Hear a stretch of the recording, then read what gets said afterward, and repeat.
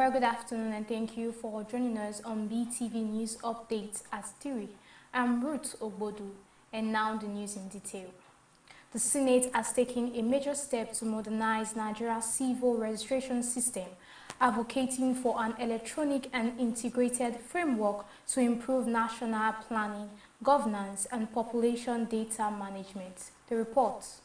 At a public hearing in Abuja, lawmakers reviewed a bill to repeal the Birth, Death and Compulsory Registration Act of 2024 and replace it with the Compulsory Civil Registration Act 2025. The legislation seeks to digitize birth and death registration and strengthen Nigeria's national identity architecture through collaboration among agencies such as the National Identity Management Commission, National Population Commission, Immigration Service, Federal Road Safety Corps, and the health institutions.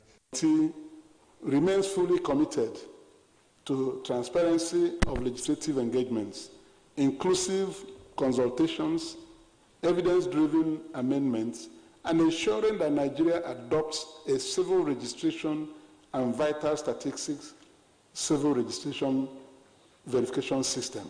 The National Population Commission welcomed the amendments, describing them as timely for expanding digital and interoperable platforms. To deliberate with candor and patriotism and to focus on arguments that will give us comprehensive data registration of all births and deaths in Nigeria. Religious groups, including the Christian Association of Nigeria, expressed support for the bill while urging clearer definition regarding clergy under the proposed law. That a holistic amendment and consolidation of the National Population Act and the Birth and Death Act, etc., Compulsory Registration Act, will provide a comprehensive framework for civil registration and vital statistics. The Senate said inputs from stakeholders at the hearing would guide a law designed to provide credible population data for effective governance and planning. Favor Kolawole reporting for Beetv News. The Vice President of Nigeria, Kashim Shettima, has called for sustained federal government support for the armed forces in their fight against terrorism. Speaking at the Chief of Army Staff Annual Conference 2025 team examining the current landscape of terrorism through the lenses of diplomatic and military action strategy for long-term prevention and stabilization, he highlighted the importance of collaboration between government and military to ensure national security. The event also featured the unveiling of the book, A Life of Service, honoring the 23rd Chief of Army Staff, Lieutenant General Lagwaja. Lagos State Governor Babajide Sanwo-Olu pledged additional support for the Nigerian Army in fulfilling its constitutional duty to protect the nation's territorial integrity. Strategic guidance to gain greater clarity and cohesion in countering emerging threats, deepening joint operations with our sister services, and enhancing inter-operational collaboration. Distinguished guests, ladies and gentlemen, I'm pleased to state that with the existing emphasis on jointness in our operations, the Nigerian Army continues to record significant achievements both locally and internationally. The Ministry of Defense will continue to provide strategic direction, policy support, and capability development to ensure that the armed forces remain professional, responsive, and future-ready while strengthening institutional frameworks that promote accountability and effectiveness. The Nigerian Army has remained a defining institution in the preservation of our territorial integrity and our national cohesion.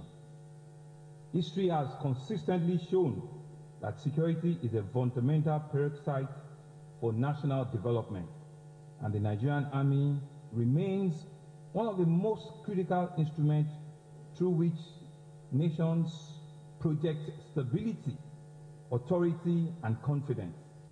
The Nigerian Army has always risen to the challenge of the nation, and this administration will continue to provide full support to ensure that you fulfill your constitutional mandate of safeguarding our territorial integrity. Since assuming the mantle of leadership, we have followed closely the impressive progress being made in transforming the Nigerian Army into a professional adaptable and resilient force capable of operating decisively within a joint and multi-agency environment.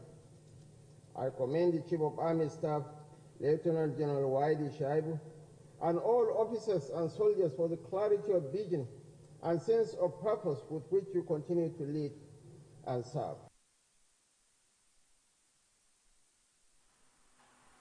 The Nigeria Air Force has successfully carried out a precision air interdiction against terrorist logistics in the southern top area of Borno State. The operation conducted on Sunday targeted Dahab Masara, a location identified as an active terrorist hub. The strike followed credible intelligence indicating the presence of a terrorist workshop and sustained movement of armed fighters. After positive identification and clearance under established rules of engagement, NAF aircrafts engaged the targets. Post-strike assessment confirmed the destruction of vehicles and the elimination of multiple terrorists operating in the area. NAF officials hailed the operation as a significant step in disrupting terrorist activities in Borno State.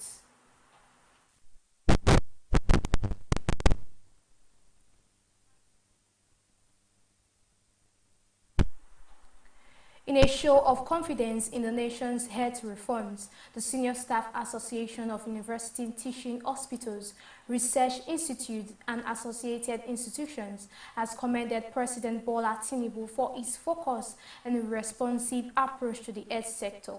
The association also called on the federal government to demonstrate greater commitment to improving health care delivery and the welfare of health workers nationwide. The report. In Benin City, where demands for quality healthcare continue to rise, union members gathered to reaffirm their commitment to strengthening healthcare delivery across the country. The meeting served as a platform for members to review progress, share experiences, and chart a way forward beyond policy discussions. Key issues addressed included welfare concerns, working conditions, and the need for sustained engagement with relevant authorities to improve outcomes in the healthcare sector. Ongoing industrial action became imperative after over 12 years of agitations. However, the unions honored the pronouncement made by His Excellency President Bola Tinubu GCFR on the 5th of June 2023, leading to the suspension of the 2023 Joisu nationwide strike. Therefore, the Council in section called on all relevant stakeholders to, as a matter of urgency and importance, prevail on the federal government to immediately secularize the table and implement the long-awaited comprehensive adjustment. The Council in section appreciated the doggedness and continued resilience of members of the union and Joisu members at large at this crucial period when it has become expedient to take our destiny in our own hands, demanding for our due. The meeting was not without moments of celebration as awards were presented to members who had distinguished themselves through years of dedicated service. This award, I don't even know how to describe it because I never had a hint of it. It's just a surprise. I think it's a recognition by those who has felt my impact. The sector meeting. Optimism that Nigeria can interrupt the transmission of circulating variant polio virus type 2 within the limited time remaining. He emphasized that achieving this goal will require drastic and necessary changes across the polio program. Dr. Mui Aima made the remarks at the opening of the 43rd Expert Review Committee meeting on polio eradication and routine immunization in Abuja. It thanked all partners for their unwavering commitment to Nigeria's national polio eradication efforts and highlighted the need for sustained collaboration and targeted interventions to eliminate the virus. Since the 42nd ERC meeting has been quite eventful. This year, we have seen some progress in reducing CVPV2 cases compared to last year. However, since about April, the rate of decline has plateaued when you look at the year-on-year decline. And we have frankly not been able to sustain the downward trajectory required to completely interrupt transmission before the set date of December 2027. As such, today's meeting provides us with the opportunity to not only reflect on our progress and challenges, but we must also have some honest, even if difficult, conversations about where we need to change tactics to bend the curve and interrupt all forms of poliovirus once and for all, and in fact to do so in the 2 years that we have remaining. As we work towards interruption in this final mile, there is a narrow window of opportunity to reset, to rebuild and reposition our polio response, anchored on stronger accountability. Last week kick-started an urgently needed reset of the NAOC that will be anchored on 5 principles: delivery excellence, data-driven planning and operations, government leadership and government and partner accountability, a state and local government area-centric approach, and a culture of discipline and integrity.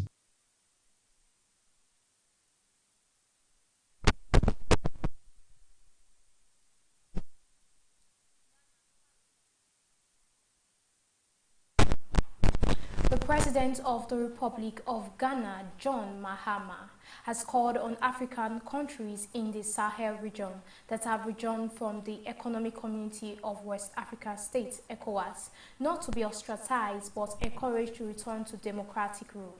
He emphasized the importance of strategic cooperation to address security challenges and democratic setbacks in the region. The report.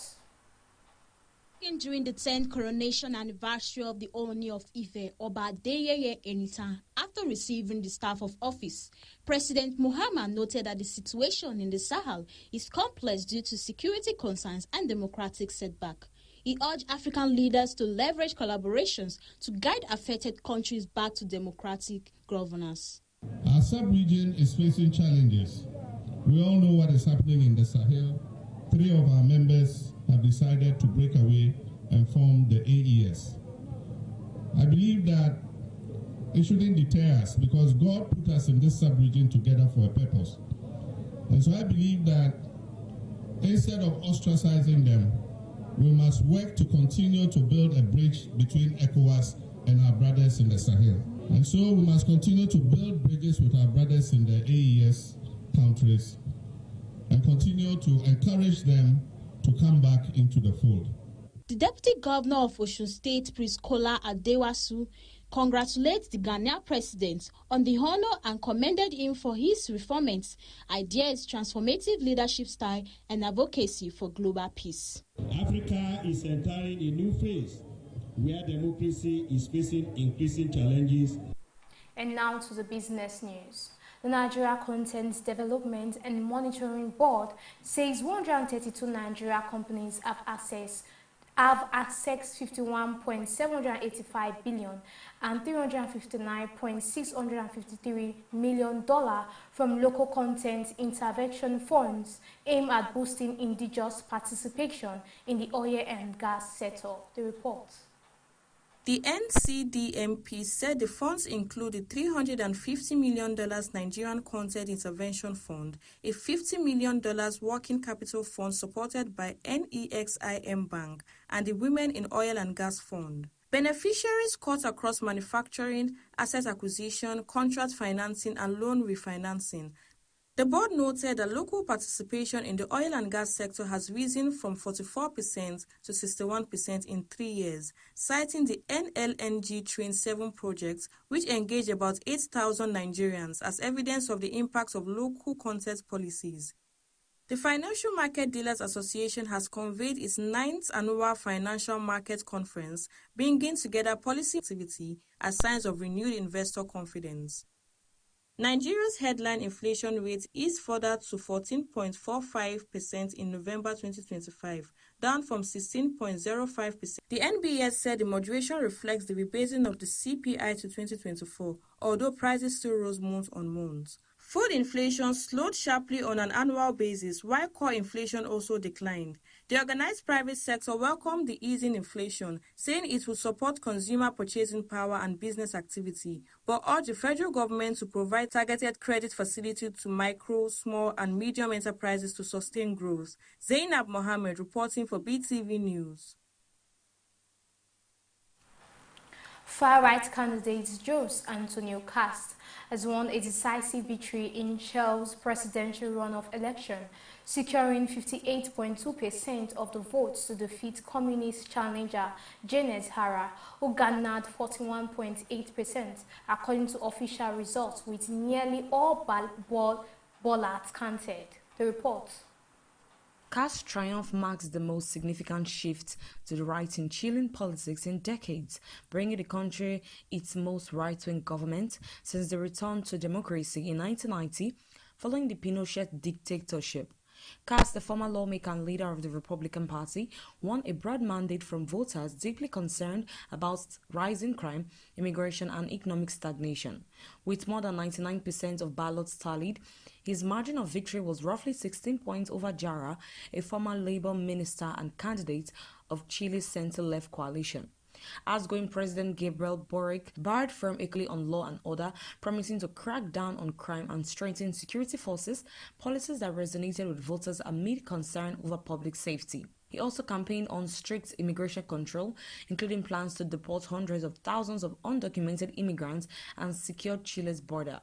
On the economy, Cast pledged to revive growth through pro-business measures and fiscal restraints. Supporters celebrated in the streets of Santiago as results became clear, with honking cars and Chilean flags marking Cast's decisive win.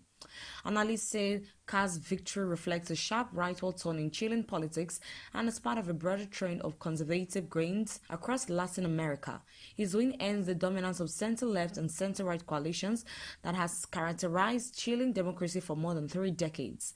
Cast's presidency is scheduled to begin on March 11, 2026, and faces the challenge of governing with a dividend Congress while attempting to implement his ambitious agenda. Evelyn Izibili reporting for Beetv News. And now to entertainment news. Nollywood actor David Unaji and his wife Maddie have welcomed their second child in 2025, months after the birth of their baby. This child is experienced as a rare blessing. Also, artists raise alarm over AI-generated songs impersonating real musicians. The reports. Announcing the news on December 15 via social media, Nanji celebrated the joy of welcoming 2 children in 1 year and praised his wife for her strength after going through labor twice in 2025. He expressed gratitude to God, described his wife as an absolute gift, and promised to ensure she gets adequate rest following the double blessing. In another development, Nollywood actress Regina Daniels has publicly accused her estranged husband, billionaire businessman Ned Nwoko, of deliberately keeping her away from their 2 children. In an emotional Instagram video, Regina said she last spoke with her sons in mid-November, describing the separation as deeply painful. She alleged that Ned dismissed their nannies, pressured them into making false allegations of violence and alcohol abuse against her in the presence of the children, and has since filed for full custody despite already having the children in his care. Regina also criticized Ned for exposing the children to public attention through frequent social media posts and confirmed that she ended the marriage last month, citing domestic violence. Musicians across the globe are raising concern over AI-generated songs being fraudulently uploaded to streaming platforms under real artist names. British folk musician Emily Portman discovered an AI-generated album titled Orca uploaded to her profile despite not releasing new music since 2022, while Australian musician Paul Bender found similar fake tracks on his band page.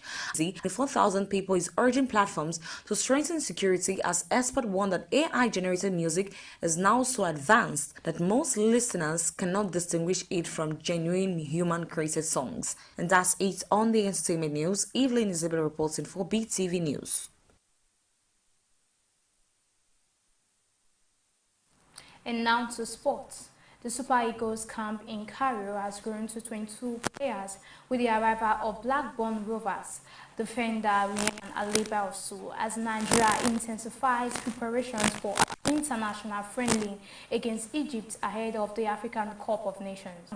We have more players who reported to camp earlier, alongside goalkeeper Amas Obasoge, defender Ugo Ogbowu, and midfielder Tochoku Nadi. They joined early arrivals Francis Uzo, Stanley Nwambali, Ebenezer Akinsamiro, and Fiaso Dele Bashiru.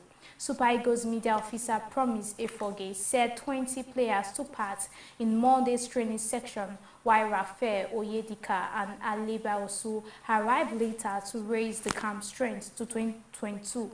With 6 more players expected, Nigeria will face Egypt on Tuesday at the Cairo International Stadium as part of preparations for AFCON, before departing Cairo for Fez on Thursday. The 3-time champions will begin their Morocco 2025 campaign on December 23 against Tanzania, followed by group matches against Tunisia and Uganda, as they target a 4th continental title under the team Niger for the win.